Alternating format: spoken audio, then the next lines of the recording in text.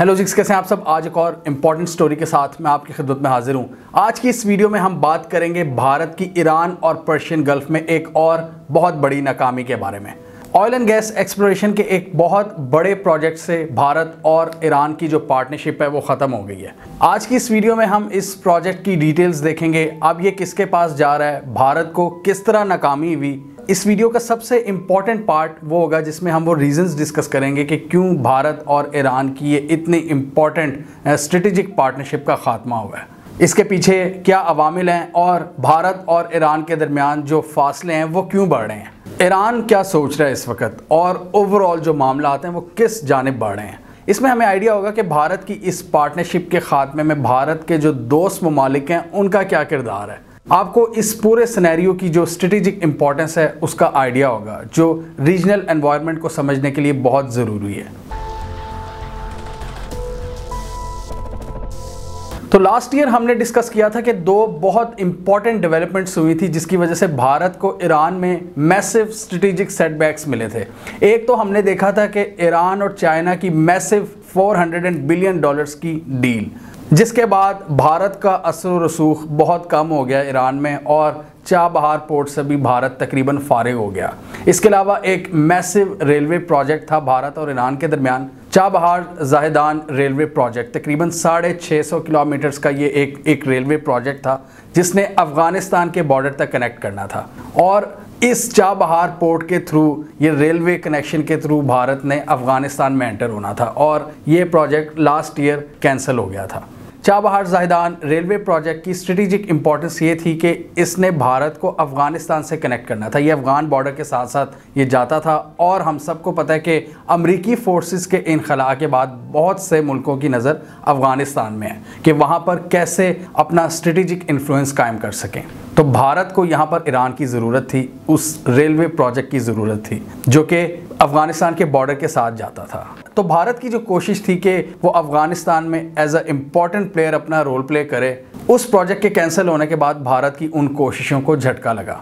इसके अलावा ईरान और चाइना की $400 बिलियन की मैसिव डील के बाद इंडिया का जो चाबहार पोर्ट पर जो इन्फ्लुएंस था वो भी तकरीबन ख़त्म हो गया।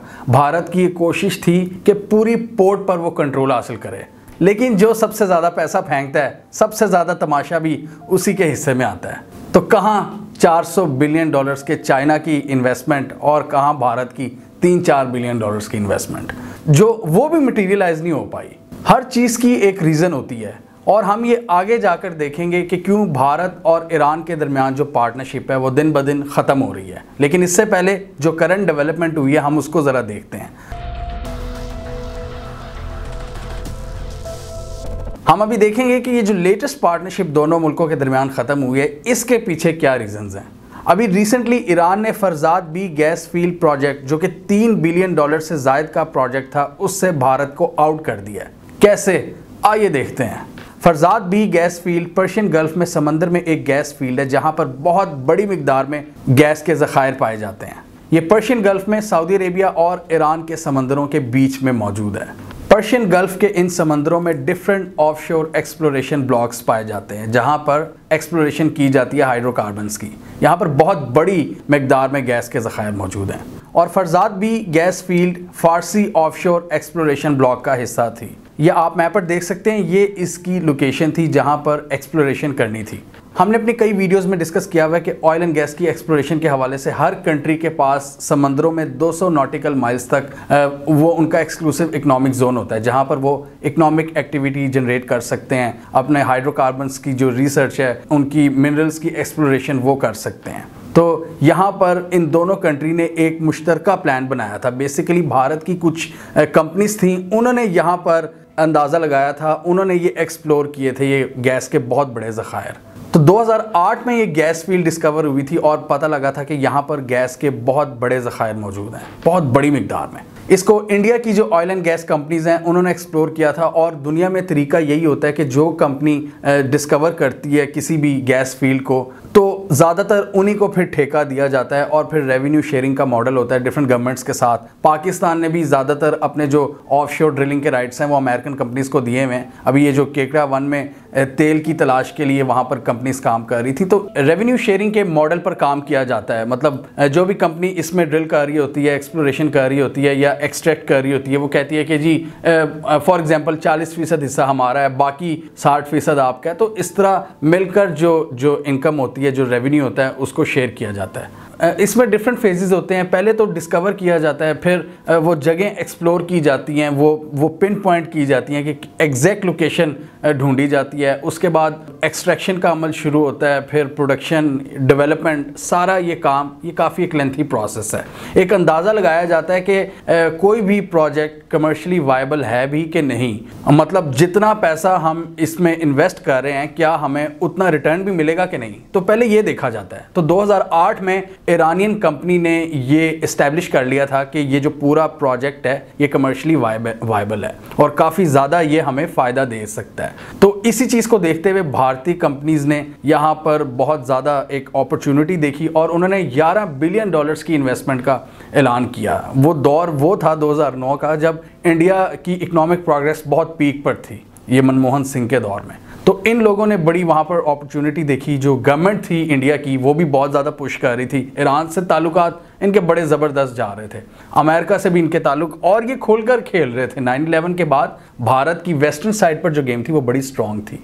ये 3 इंडियन कंपनीज का एक कंसोर्शियम था जिसमें ONGC विदेश लिमिटेड, इंडियन ऑयल कॉरपोरेशन और ऑयल इंडिया, मतलब 3 कंपनीज का एक ग्रुप था जिन्होंने मिलकर काम करना था, और इन तीनों ने मिलकर ही इसकी डिस्कवरी की थी और इस पर काम इन तीनों ने मिलकर शुरू करना था। ये एक ग्रुप था कंपनीज का जिन्होंने ईरानियन गवर्नमेंट के साथ काम करना था, और इन कंपनीज का ज़्यादातर ताल्लुक भारत की स्टेट से है, मतलब स्टेट ओन्ड कंपनीज थी हैं। और अंदाज़ा ये लगाया गया था कि काम शुरू होने के बाद तकरीबन 1.1 billion cubic feet gas daily निकाली जा सकेगी। मतलब भारत को इतनी ज़बरदस्त अपॉर्चुनिटी नज़र आ रही थी कि एक मैसिव मतलब एनर्जी के ज़खायर, एनर्जी की जो ज़रूरियात हैं भारत की, उनको पूरा किया जा सकेगा। ऑब्वियसली जो बड़ी कंट्रीज़ होती हैं, इतनी बड़ी आबादी वाली, वो चंद 1-2 ऑप्शंस पर वो अपने आप को डिपेंड नहीं रखती कि मतलब हम सिर्फ सऊदी अरेबिया से गैस, ऑयल एंड गैस लेंगे। वो अपने डिफरेंट बैकअप प्लान्स रखते हैं क्योंकि डिमांड बहुत ज़्यादा है, आबादी बहुत ज़्यादा है। तो एक बहुत आला अपॉर्चुनिटी इनको नज़र आई थी वहाँ पर। जैसे मैंने पहले कहा कि $11 बिलियन की इन्वेस्टमेंट का ही इन्होंने ऑफर कर दी थी उस वक्त, और इस जगह पर टोटल 23 ट्रिलियन क्यूबिक फीट के गैस रिजर्व्स मौजूद हैं, और अंदाज़ा ये लगाया गया था कि तकरीबन 60% के करीब ये एक्सट्रैक्टेबल हैं, यानी कि इनको निकाला जा सकता है और ये आपको फ़ायदा दे सकते हैं फ्यूचर में। अब इसके बाद जो कुछ हुआ वो काफ़ी दिलचस्प था।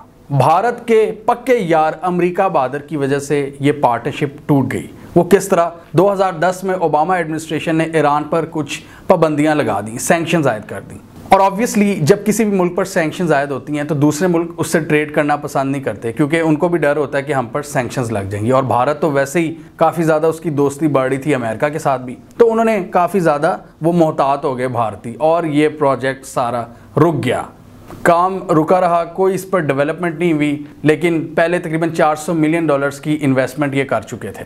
उसके बाद क्या हुआ जी? 2015 में ओबामा साहब ने ही ईरान से एक जौहरी मुआहदा कर लिया, मतलब न्यूक्लियर डील कर ली उन्होंने।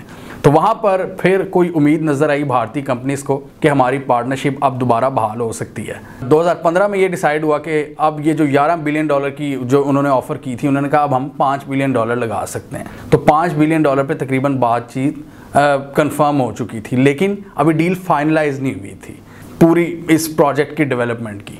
उसके बाद एक बार फिर 2 साल बाद ट्रंप साहब की गवर्नमेंट आई और उनका जो एटीट्यूड था ईरान की तरफ वो मज़ीद हॉस्टाइल हो गया। मज़ीद सख्त पाबंदियाँ, सैंक्शंस आयद करनी शुरू कर दी उन्होंने ईरान पर। वहाँ पर भी इनके सारे जो प्लान्स थे वो एक बार फिर चकनाचूर हो गए। ट्रंप ने 2018 में जो ओबामा दौर का न्यूक्लियर मुआहदा था ईरान के साथ, उसको तोड़ दिया। हमने वीडियोस भी इस पर बनाई थी 2018 में। वो जब मुआहदा टूटा तब इंडिया ने बिल्कुल ही इस पर मतलब काम नहीं किया। और एक और बहुत बड़ी चीज़ हुई जिसकी वजह से दोनों ममालिक के ताल्लुकात में एक बहुत बड़ा डेंट आया, अमेरिका ने पूरी दुनिया को रोक दिया कि आप ईरान से तेल नहीं खरीद सकते। हमने कई वीडियोस में पिछले साल डिस्कस किया था। और इवन इंडिया, जिसकी इतने अरसे से एक ज़बरदस्त पार्टनरशिप चल रही थी ईरान से, वो तेल खरीदते थे, गैस खरीदते थे, वो इंडिया ने बंद कर दी। मतलब इंडिया ने अमरीकी दबाव पर ईरान से तेल लेना बिल्कुल ख़त्म कर दिया। हमने इस वीडियो में डिस्कस किया था कि अमेरिका ने ये गोल रखा था कि ईरान की जो ऑयल एक्सपोर्ट्स हैं हम ज़ीरो पर ले जाएंगे, और वही हुआ।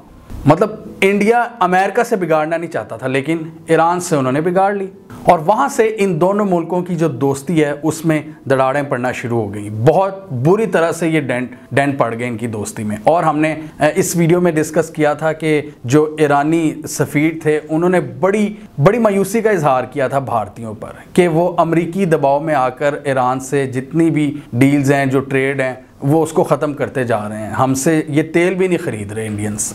ईरान से इन्होंने तेल ख़रीदना बंद कर दिया, और ऑब्वियसली इंडिया ने फिर अपनी जो ज़्यादातर एनर्जी की ज़रूरियात हैं वो सऊदी अरेबिया से पूरी करना शुरू कर दी। सऊदी अरेबिया इनका सबसे बड़ा ऑयल का पार्टनर बन गया। मतलब ये सारी चीज़ें आपस में इंटरकनेक्टेड हैं। ये क्लियर होता है कि क्यों इतना ज़्यादा पिछले 2-3 सालों में सऊदी अरेबिया और जो यूएई के हुक्मरान हैं वो इंडिया के करीब आए हैं। और इसी वजह से पाकिस्तान और गल्फ़ स्टेट्स के दरमियान भी जो थोड़े बहुत ताल्लुकात हैं उनमें थोड़ी बहुत दरारें आईं, इसी वजह से, क्योंकि इंडिया इनसे बहुत बड़ी मिकदार में तेल ख़रीदना शुरू हो गया था। और ऑब्वियसली एक कैंप टाइप बन रहा था अमेरिका की सरबराही में, जिसमें America, Israel, UAE, Saudi Arabia और इंडिया शामिल थे, और इंडिया ने प्रेफर किया इस ग्रुप को। अब फाइनली ईरान ने $1.7 बिलियन का ये प्रोजेक्ट अपनी एक डोमेस्टिक फर्म को दे दिया है, और भारतीय कंपनीज के लिए ये चैप्टर क्लोज हो चुका है। और इन्होंने जो इन्वेस्टमेंट्स की थी $400 मिलियन की, वो भी अब ज़ाया हो चुकी हैं। नेशनल इरानियन ऑयल कंपनी की एक ब्रांच है पेट्रोपार्ट्स ग्रुप, इनको अब इसकी एक्सप्लोरेशन का जो कॉन्ट्रैक्ट है वो मिल गया है।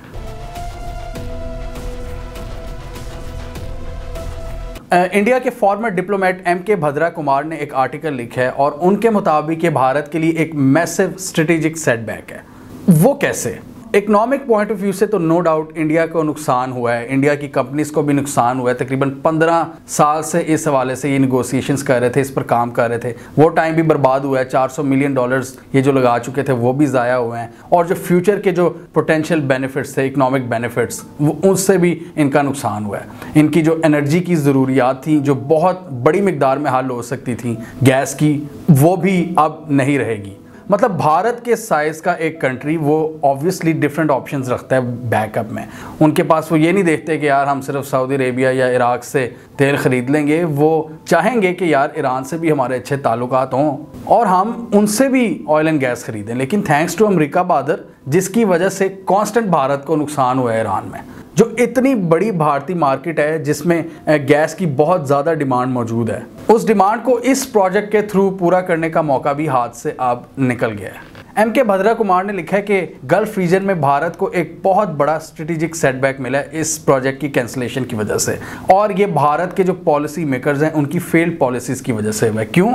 अब M.K. भद्रा कुमार साहब ये लिखते हैं कि भारत ने बहुत ज़्यादा रोमांटिसाइज किया उस ग्रुप के साथ रिलेशन को, जो दूसरा कैंप बन रहा था, America, Israel, UAE, Saudi Arabia. तो इन्होंने बहुत ज़्यादा मतलब भारत को बहुत ज़्यादा इसमें ख्वाब दिखाया कि आप इस ग्रुप में आएँ, आपको बहुत ज़्यादा फ़ायदे होंगे। इस तरह के कुछ आर्टिकल्स लिखे गए जिनमें भारत को काफ़ी ज़्यादा लालच दिया गया कि आपको टेक्नोलॉजी मिलेगी, आपको असलहा मिलेगा, मतलब आपको आपके दुश्मनों के ख़िलाफ़ आप बड़ा मजबूत हो जाएंगे अगर आप इस कैंप में आएंगे, मतलब प्रॉपरली आएंगे। तो भद्रा ने लिखा कि भारत की हमेशा से पॉलिसी रही नॉन अलाइनमेंट की, कि हम किसी कैंप का हिस्सा नहीं बनेंगे। लेकिन पिछले 3-4 सालों में मोदी के अंडर ये हुआ है कि जितने पास्ट के जो इनकी दोस्तियां थीं वो काफ़ी ज़्यादा मुतासिर हुई हैं सिर्फ इस ग्रुप की गोद में बैठने की वजह से।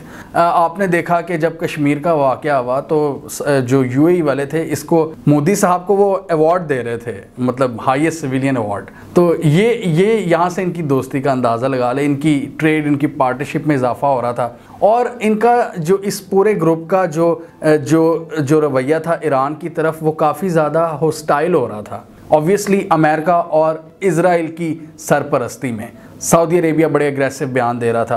तो इस सारी सूरत हाल में भारत ने एक पुराने ट्रेडिशनल दोस्त ईरान को डिच किया, मतलब विदाउट एनी रीज़न, सिर्फ इस वजह से क्योंकि ईरान वीक हो रहा था। और इंडिया ने उसके साथ खड़ा होने का फैसला नहीं किया। साथ खड़ा होना तो दूर की बात, मतलब उन्होंने प्रॉपरली उसको डिच किया, उससे अपनी सारी ट्रेड ख़त्म की, ऑयल की जो ख़रीदारी थी वो सारी ख़त्म की। और उसकी वजह से आपको याद होगा हमने एक दो वीडियोस में ये भी डिस्कस किया था कि ईरान के जो मिनिस्टर्स हैं, जो सफ़ीर हैं, उन्होंने कितनी ज़्यादा मायूसी का इजहार किया था कि यार भारत क्यों अपनी इंडिपेंडेंट पॉलिसी नहीं बना रहा, अमेरिका बहादुर की इमा पर वो हमसे इतनी ज़्यादा क्यों बिगाड़ है।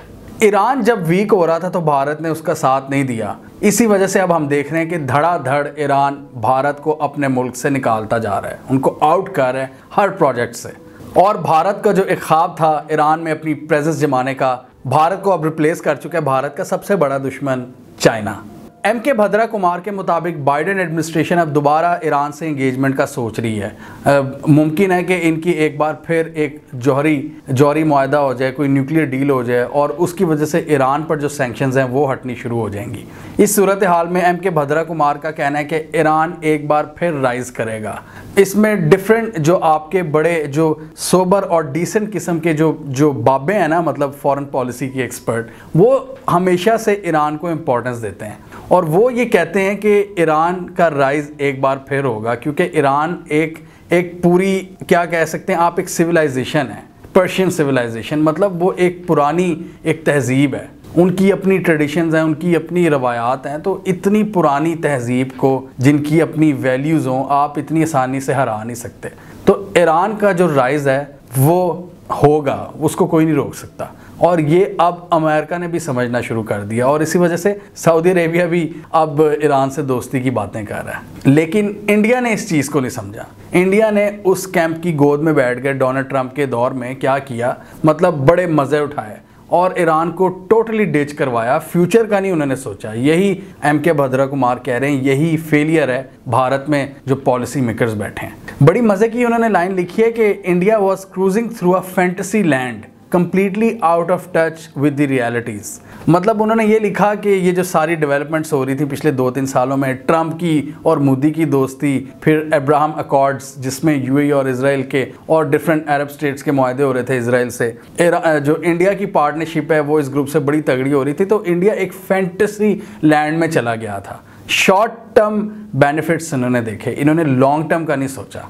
तो ये हमने भी अपनी कई वीडियोस में डिस्कस किया हुआ है कि भारत ने अमेरिका बहादुर के पीछे लग के अपने वेस्ट में जो स्ट्रेटेजिक इन्फ्लुएंस है, जो स्ट्रेटेजिक गेम है, उसको ज़ीरो कर लिया है। क्यों? क्योंकि अमेरिका बहादुर क्या चाहता है कि इंडिया का जो ईस्ट है वहाँ पर ये यूज़ करे इंडिया को चाइना के ख़िलाफ़ साउथ चाइना सी में।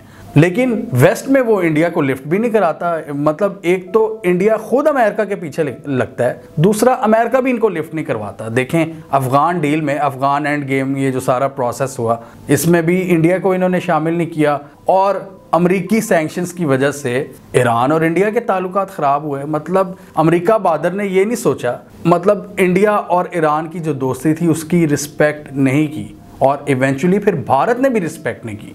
एक तो अमेरिकन सैंक्शंस की वजह से भारत की ईरान से दोस्ती टूट गई और अमेरिकन पॉलिसीज़ की वजह से भारत की जो अफ़गानिस्तान में जो गेम है वो भी बिल्कुल ख़त्म हो गई। ऑब्वियसली हर मुल्क अफ़गानिस्तान के फ्यूचर में अपना एक किरदार अदा करना चाहता है। सऊदी अरेबिया और रशिया पाकिस्तान के क्लोज हो रहे हैं इसी वजह से कि यार पाकिस्तान का इन्फ्लुएंस है, हम उसको यूज़ करेंगे। लेकिन इंडिया के पास इस वक्त मदद करने के लिए कोई नहीं है। एक पोटेंशियल कंट्री था उनके पास, ईरान। अगर इनका ये चाबहार जाहिदान का रेलवे प्रोजेक्ट बन जाता तो ईरान को बहुत ज़्यादा हेल्प कर सकता था अफ़गानिस्तान में, लेकिन नहीं। एक तो इनकी वैसे बहुत ज़्यादा सुस्ती थी, इतनी आसानी से इंडिया का जो सारा सिस्टम है, ब्यूरोक्रेसी जो इनकी सारी है वो बड़ी सिमिलर है पाकिस्तान से। तो यहाँ पे काम बड़े स्लो होते हैं। वहाँ चाइना वहाँ पे दस्ती मतलब वो पैसा फेंकता है, जबकि इंडिया में $2-3 बिलियन रिलीज़ करने के लिए भी बड़ा टाइम लग जाता है। इसके अलावा एक और बहुत बड़ा जो स्ट्रेटेजिक लॉस हुआ है इंडिया को, इंडिया जो सेंट्रल एशिया से कनेक्ट करना चाहता था ईरान के थ्रू, और ईरान के थ्रू भी और फिर ईरान और अफ़गानिस्तान के थ्रू भी, वो भी इनका ख्वाब अब पूरा नहीं होता नज़र आ रहा नियर फ्यूचर में। पाकिस्तान एक बड़ा इनके पास आइडियल ऑप्शन है। पाकिस्तान के साथ ताल्लुकात अच्छे कर लें तो शॉर्टेस्ट रूट इनको मिल जाएगा अफ़गानिस्तान और सेंट्रल एशिया का। लेकिन नहीं जी, पाकिस्तान के ख़िलाफ़ पहले आर्टिकल्स लिखने से तो इनको फुर्सत मिल जाए पाकिस्तान के ख़िलाफ़, या पाकिस्तान के ख़िलाफ़ ये जो प्रोपेगेंडा करते हैं पहले उससे थोड़ा फारिग हों तो इनको कुछ समझ आए ना कि यार हमारे पास एक अच्छी ऑप्शन हो सकती है पाकिस्तान। इस वीडियो में हमने डिस्कस किया था कि कितना ज़्यादा फ़ायदा हो सकता है ये 3 से 4 फैक्टर्स हल हो जाएं पाकिस्तान और इंडिया की रिलेशनशिप में। उसमें एक ये फैक्टर भी था कि सेंट्रल एशिया से कनेक्ट कर सकता है इंडिया, और इंडिया के पास सिर्फ एक और रास्ता था बजरिया ईरान, वो भी अब ख़त्म हो चुका है और धड़ाधड़ इंडिया निकल रहा है ईरान से, क्योंकि वहाँ पर एक बहुत बड़ी डील चाइना कर चुका है। भारतीय एनालिस्ट के मुताबिक भारत के पास अभी भी एक मौका है, क्योंकि काफ़ी उम्मीदें हैं, काफ़ी ज़्यादा इस वक्त इस चीज़ की तवक्का की जा रही है कि अमेरिका ईरान से एक मुआहदा कर लेगा, जिसके बाद सैंक्शंस ईरान पर ख़त्म हो जाएंगी, ईरान का राइज एक बार फिर शुरू होगा। और इस सूरत हाल में भारत के पास एक मौका हो सकता है कि वो एक फ्रेश अंदाज से ईरान को पिच करे दोस्ती के लिए, अपनी ट्रेड उनसे दोबारा बहाल करे, ऑयल दोबारा ख़रीदना शुरू करे। लेकिन आपके ख्याल में क्या ईरान जो भारत की इस रवैये को भूलेगा, जब 2 साल पहले जब भारत स्ट्रॉन्ग पोजीशन में था और वो धड़ाधड़ ईरान को डिच करवा रहा था, और अब ईरान भारत को डिच करवा रहा है? हमें कमेंट सेक्शन में बताइए आपके ख्याल में क्या ईरान भारत की पास्ट मिस्टेक्स को भूलकर भारत के साथ एक नए सिरे से दोस्ती का आगाज़ करेगा या नहीं। कमेंट कीजिए। इसके अलावा हमारा YouTube चैनल सब्सक्राइब कर लें और साथ ही वो बेल आइकॉन भी दबा लें, ताकि वो स्टोरीज़ दुनिया भर से पाकिस्तान से जिनकी मेन स्ट्रीम मीडिया पर प्रॉपर कवरेज नहीं होती, हमारे प्लेटफॉर्म के थ्रू आप तक टाइम पर पहुँच जाएँ।